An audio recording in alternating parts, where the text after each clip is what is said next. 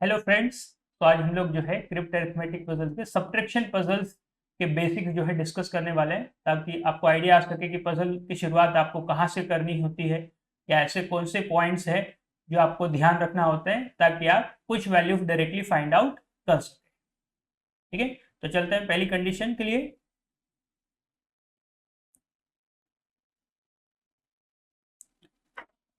तो देखिए, सपोज आपको ऐसा दिया है CAB। CAB is a 3 digit number, mine of DA 2 digit number, answer 2 digit में है। ठीक है, अब देखिए यहाँ पे C का वैल्यू डेफिनेटली क्या होगा, 1 होगा। ठीक है, क्यों होगा 1?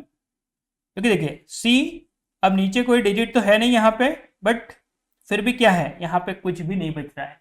इसका मतलब क्या है, C का वैल्यू 1 होना चाहिए और A जो है C से एक बोरो लेगा। ठीक है, तो C से एक बोरो ले लेगा तो यहाँ पे कुछ नहीं बचेगा, मतलब 0 बचेगा, तो यहाँ पे 0 आ जाएगा। तो 0 तो हम लोग जनरली लिखा हुआ आपको मिलेगा नहीं।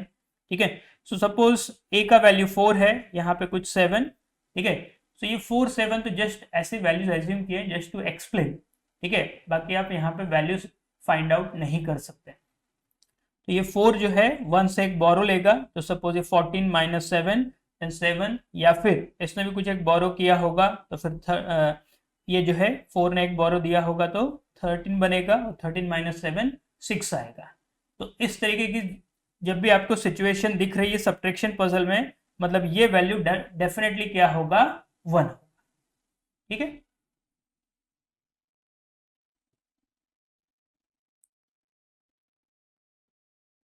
अब देखिए सेकंड कंडीशन। सपोज फिर से आपको जो है ये जो कॉलम इस तरीके से जब भी दिखेगा, तो C और G के बीच में क्या रिलेशनशिप होगी वो आपको देखना हो। तो सपोज C का वैल्यू यहाँ पे 4 है। Again exact value find out नहीं कर सकते हैं, ठीक है, but just to explain you okay कि वैल्यूज की रिलेशनशिप क्या होगी वो हम लोग डिस्कस कर रहे हैं। अब देखिए C के नीचे अगेन कोई नंबर नहीं है, बट क्या हो गया, G वैल्यू चेंज हो गई। अब वैल्यू चेंज कब होगी, जब A जो है C से एक बोरो लेगा। ठीक है, एक बोरो लेगा तो ये 1 डिक्रीज होके क्या बन जाएगा, 3। तो यदि C का वैल्यू 4 है तो G का वैल्यू क्या होगा, 3। या इन शॉर्ट हम लोग क्या बोल सकते हैं, C माइनस 1 क्या होगा, G। ठीक है, तो अगेन रिमेनिंग वैल्यूज आप फाइंड आउट नहीं कर सकते हैं एग्जैक्टली। ठीक है, तो ये आपको जो है सब्ट्रैक्शन पजल में इस तरीके के कॉलम पे थोड़ा सा ध्यान देना।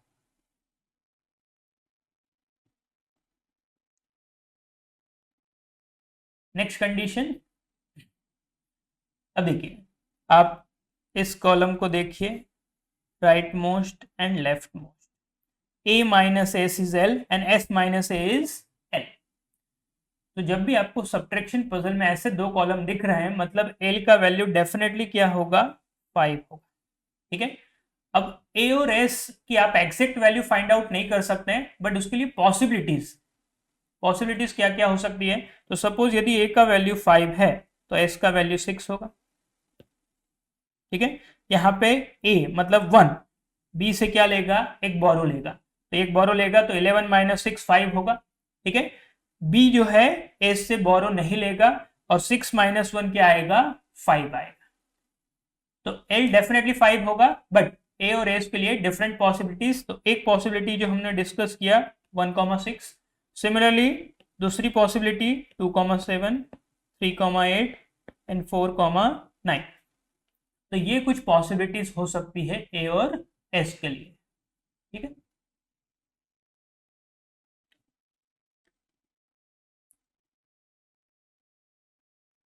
Next condition. अब देखिए इस कॉलम को आप देखिए, B minus D is B. अब यहाँ पे आपने जैसे ही ये कॉलम देखा तो आपके दिमाग में आया होगा कि डी का वैल्यू सर डेफिनेटली 0 होगा, बट ऐसा जरूरी नहीं। ठीक है, डी का वैल्यू 0 भी हो सकता है और 9 भी हो सकता है, तो दो पॉसिबिलिटीज है। ठीक है, एक कि सपोज बी का वैल्यू कुछ भी हो, बी का वैल्यू सपोज 8 लिया, डी का वैल्यू 0, तो ये 8। ठीक है, एक पॉसिबिलिटी ये हो सकती है, और दूसरी पॉसिबिलिटी क्या हो सकती है, डी का वैल्यू 9। ठीक है, जी ने बी से एक बोरो लिया होगा, तो क्या होगा यहाँ पे, ये क्या बन जाएगा 7। फिर बी भी जो है ए से एक बोरो लेगा, तो ये क्या बन जाएगा 17 माइनस 9, फिर से क्या मिलेगा आपको 8 मिलेगा। तो जब भी इस तरीके का कॉलम है तो डी के लिए दो पॉसिबिलिटीज है, 0 या 9। तो डिपेंड करेगा कि यदि जी ने बोरो लिया है बी से तो डी का वैल्यू 9 होगा, बोरो नहीं लिया है तो क्या होगा 0 होगा। ठीक है, या फिर आपको ये पता चल जाए कि बी जो है ए से बोरो ले रहा है, तब भी आप बोल सकते हो कि डी का वैल्यू क्या होगा 9। तो बी को यदि बोरो लेने की जरूरत पड़ रही है और या बी ने बोरो दिया है तो डेफिनेटली डी का वैल्यू 9। ठीक है,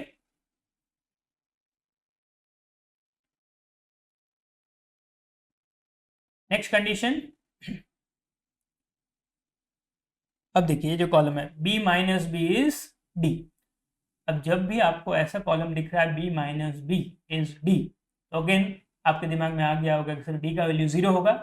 यस, तो डी का वैल्यू 0 एक पॉसिबिलिटी है, डेफिनेटली 0 होगा ऐसा नहीं है, 0 हो भी सकता है या अगेन 9 भी हो सकता है। ठीक है, तो 0 कैसे हो सकता है वो तो आप सभी को पता है, बट 9 कैसे हो सकता है वो समझ लीजिए। सपोज यदि हम लोग b का वैल्यू 5 लेते हैं, ठीक है, बट c ने क्या किया है, b से एक बोरो लिया है, तो ये क्या होगा 5 ने एक बोरो दिया तो बचा कितना 4। फिर अब ये जो है b a से एक बोरो लेगा 14 माइनस 5 इज 9, तो d का वैल्यू क्या हो सकता है 9 भी हो सकता है। ठीक है, तो ये कुछ हिंट्स थे सब्ट्रैक्शन पजल्स के लिए। तो इनमें से यदि आपको कोई भी कॉलम दिख रहा है सब्ट्रैक्शन पजल में तो तुरंत आपको क्लिक होना चाहिए यस ये पर्टिकुलर वैल्यूज के बारे में आप क्या बोल सकते हैं। ठीक है, तो आई होप कि आपको ये जो पॉइंट्स थे वो समझ में आए होंगे और डेफिनेटली जो है आपको ये आगे हेल्प करेंगे। Thank you so much. तो बहुत ही जल्द हम लोग कुछ सब्ट्रैक्शन पजल्स के साथ भी मिलेंगे अगले वीडियो में।